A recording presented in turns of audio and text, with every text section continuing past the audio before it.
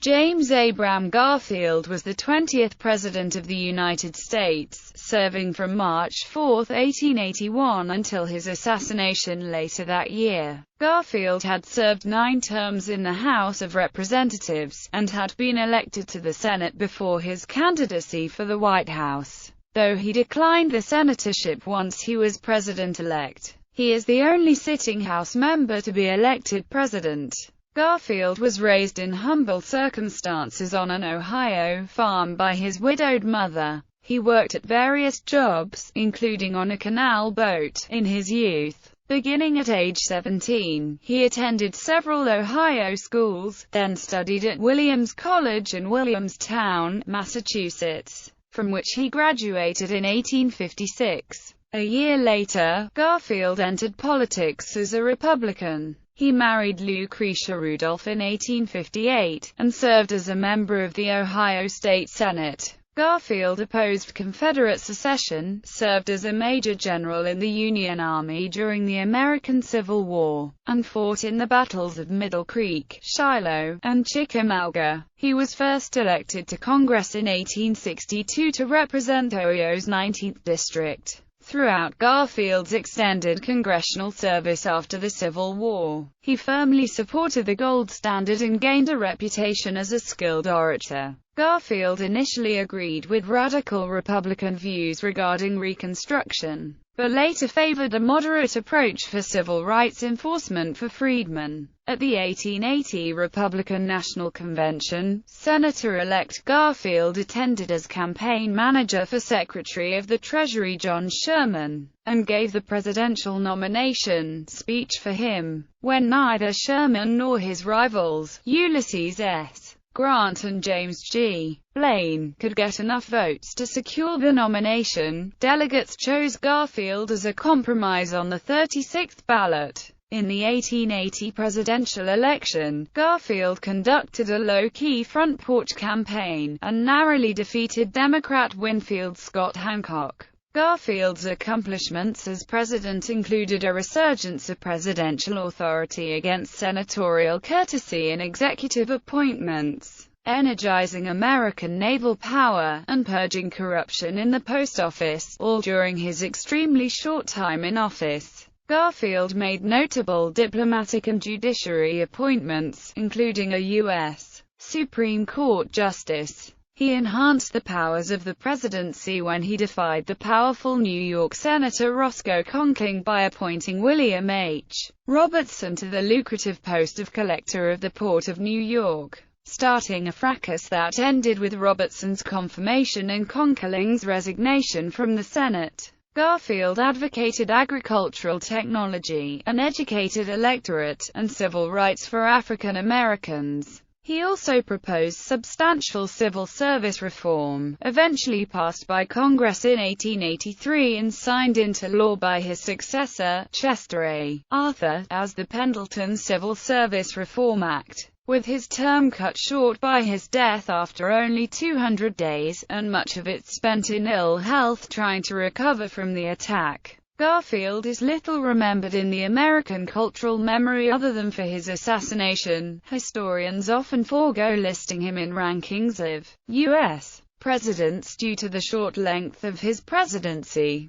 Childhood. James Garfield was born the youngest of 5 children on November 19, 1831, in a log cabin in Orange Township, now Moreland Hills, Ohio. Orange Township was located in the Western Reserve, and like many who settled there, Garfield's ancestors were from New England. James' father Abram had been born in Worcester, New York, and came to Ohio to woo his childhood sweetheart, Mehetable Ballou, only to find her married. He instead wed her sister Eliza, who had been born in New Hampshire. James was named for an older brother, dead in infancy. In early 1833, Abram and Eliza Garfield joined the Disciples of Christ, a decision that would help shape their youngest son's life. Abram Garfield died later that year. His son was raised in poverty in a household led by the strong-willed Eliza. James was her favorite child, and the two remained close for the rest of her life. Eliza Garfield remarried in 1842, but soon left her second husband, Warren Belden, and a then scandalous divorce was awarded against her in 1850. James took his mother's side, and when Belden died in 1880 noted the fact in his diary with satisfaction. Garfield enjoyed his mother's stories about his ancestry, especially his Welsh great-great-grandfathers and his ancestor who served as a knight of Caerphilly Castle. Poor and fatherless, Garfield was mocked by his fellow boys, and throughout his life was very sensitive to slights. He escaped through reading, devouring all the books he could find. He left home at age 16 in 1847. Rejected by the only ship in port in Cleveland, Garfield instead found work on a canal boat, responsible for managing the mules that pulled it.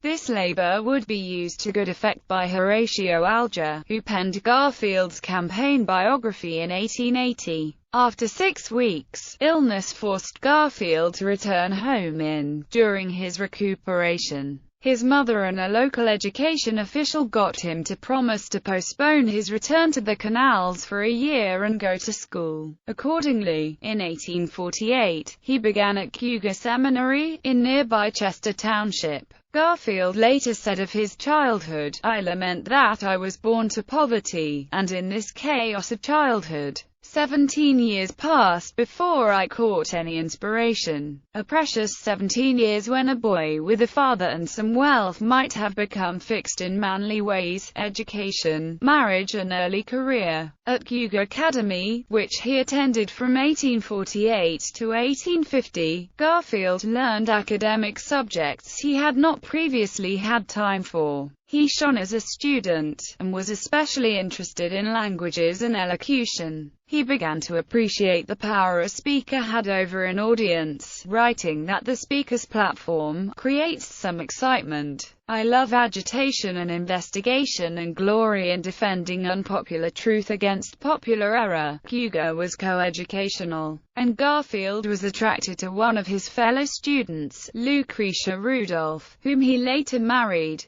To support himself at Cougar, he worked as a carpenter's assistant and as a teacher. The need to go from town to find a place as a teacher disgusted Garfield, and he thereafter developed a dislike of what he called place-seeking, which became, he said, the law of my life. In later years, he would astound his friends by letting positions pass that could have been his with a little politicking. Garfield had attended church more to please his mother than to worship God, but in his late teens underwent a religious awakening, and attended many camp meetings, at one of which he was born again. The next day, March 4, 1850, he was baptized into the disciples by being submerged in the icy waters of the Chagrin River. After leaving Cougar, Garfield worked for a year at various jobs, including teaching. Finding that some New Englanders worked their way through college, Garfield determined to do the same, and first sought a school that could prepare him for the entrance examinations. From 1851 to 1854, he attended the Western Reserve Eclectic Institute in Hiram, Ohio, a school run by the disciples. While there, he was most interested in the study of Greek and Latin, but was inclined to learn about and discuss any new thing he encountered. Securing a position on entry as janitor, he was hired to teach while still a student. Lucretia Rudolph had also enrolled at the institute, and Garfield wooed her while teaching her Greek. He developed a regular preaching circuit at neighboring churches, in some cases earning a gold dollar per service.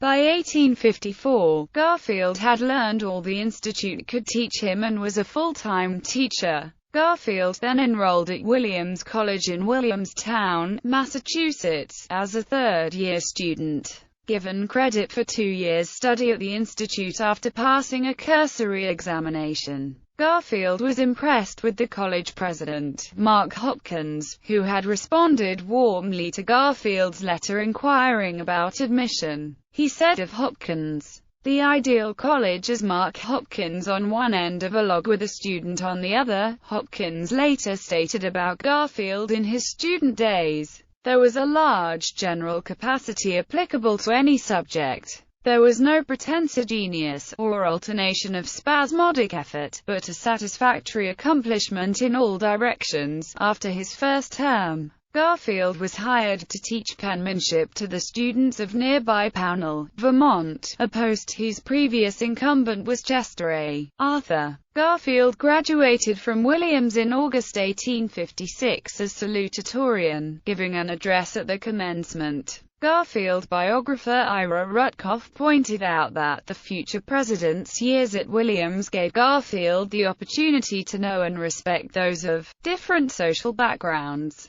And despite his origin as an unsophisticated Westerner, he was liked and respected by socially conscious New Englanders. In short, as Rutkoff later wrote, Garfield had an extensive and positive first experience with the world outside the Western Reserve of Ohio. On his return to Ohio, the degree from a prestigious Eastern school made Garfield a man of distinction. He returned to Hiram to teach at the Institute, and in 1857 was made its president. He did not see education as a field in which he could realize his full potential. At Williams, he had become more politically aware in the intensely anti-slavery atmosphere of the Massachusetts school, and began to consider politics as a career. In 1858, he married Lucretia. They would have 7 children, 5 of whom survived infancy. Soon after the wedding, he formally entered his name to read law at a Cleveland firm. Although he did his studying in Hiram, he was admitted to the bar in 1861. Local Republican Party leaders invited Garfield to enter politics upon the death of Cyrus Prentice, the presumptive nominee for the local state Senate seat. He was nominated by the party convention on the 6th ballot, and was elected, serving until 1861. Garfield's major effort in the state Senate was a bill providing for Ohio's first geological survey to measure its mineral resources, though it failed. Civil War. After Abraham Lincoln's election as president, several southern states announced their secession from the Union to form a new government, the Confederate States of America. Garfield read military texts while anxiously awaiting the war effort, which he regarded as a holy crusade against the slave power. In April 1861, the rebels bombarded Fort Sumter, one of the last federal outposts in the South, beginning the Civil War. Although he had no military training, Garfield knew that his place was in the Union Army. At Governor William Dennison's request, Garfield deferred his military ambitions to remain in the legislature, where he helped appropriate the funds to raise and equip Ohio's volunteer regiments. Afterward, the legislature adjourned and Garfield spent the spring and early summer on a speaking tour of northeastern Ohio, encouraging enlistment in the new regiments.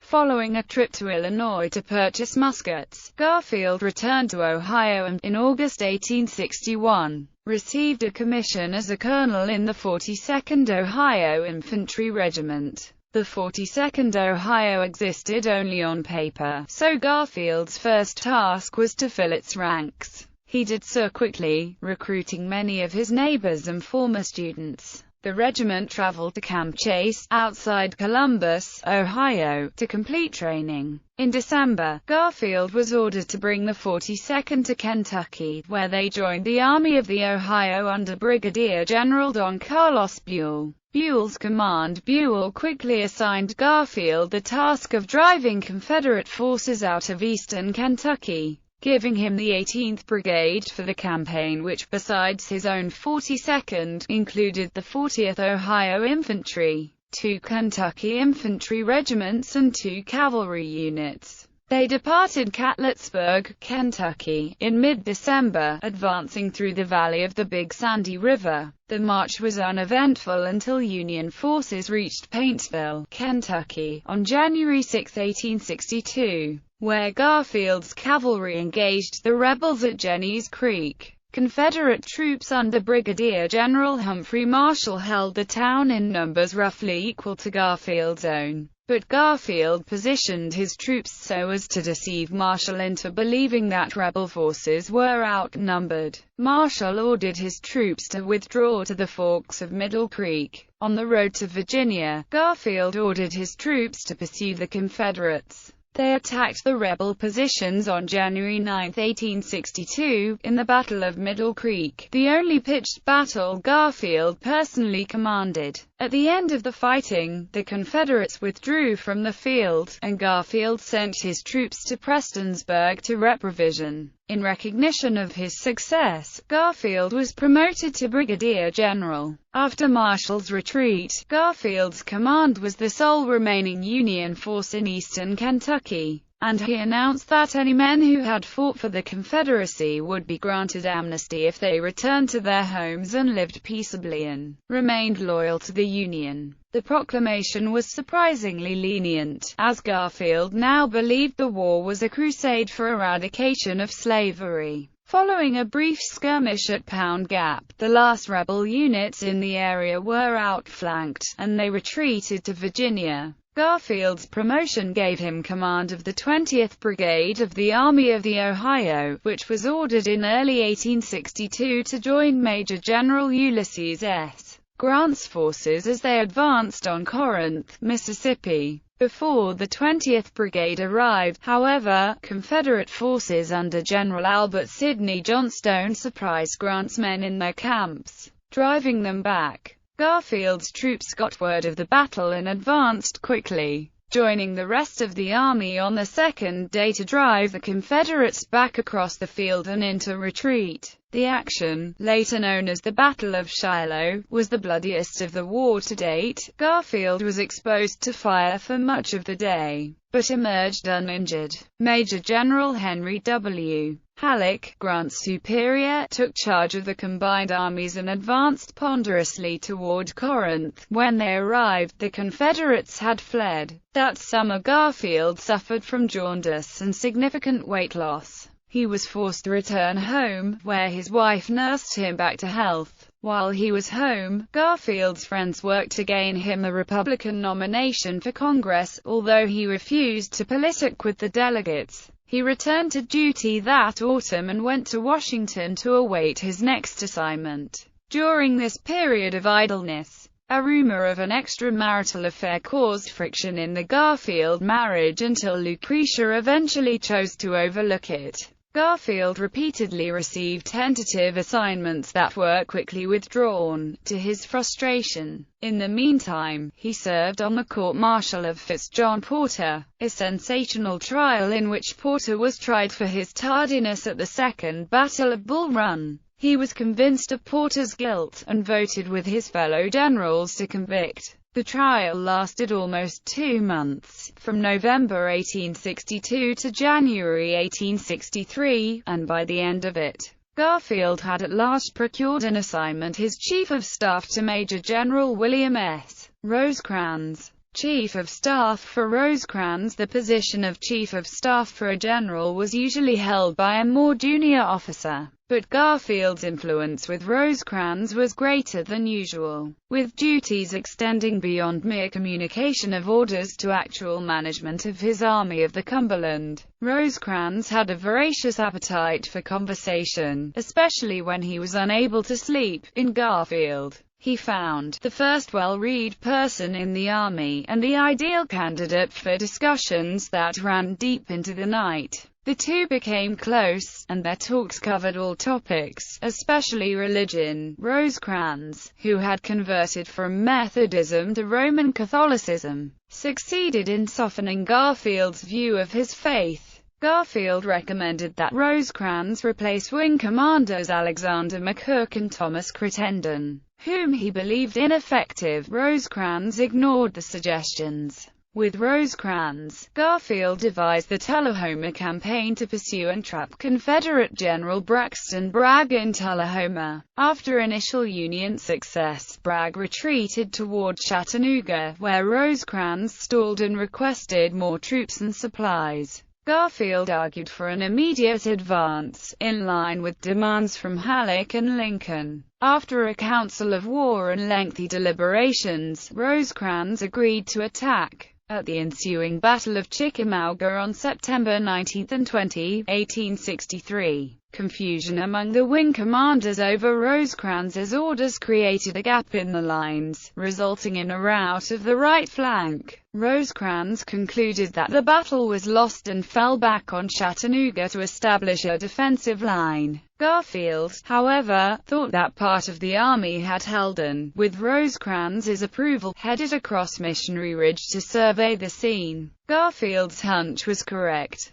His ride became legendary, while Rosecrans' error reignited criticism about his leadership. While Rosecrans's army had avoided disaster, they were stranded in Chattanooga, surrounded by Bragg's army. Garfield sent a telegram to Secretary of War Edwin M. Stanton alerting Washington to the need for reinforcements to avoid annihilation, and Lincoln and Halleck delivered 20,000 troops by rail within 9 days. In the meantime, Grant was promoted to command of the Western armies, and quickly replaced Rosecrans with George H. Thomas. Garfield was ordered to report to Washington, where he was promoted to Major General, a commission he would resign before taking a seat in the House of Representatives. According to historian John Edward Smith, Grant and Garfield had a guarded relationship, since Grant promoted Thomas to command of the Army of the Cumberland, rather than Garfield, after Rosecrans was dismissed.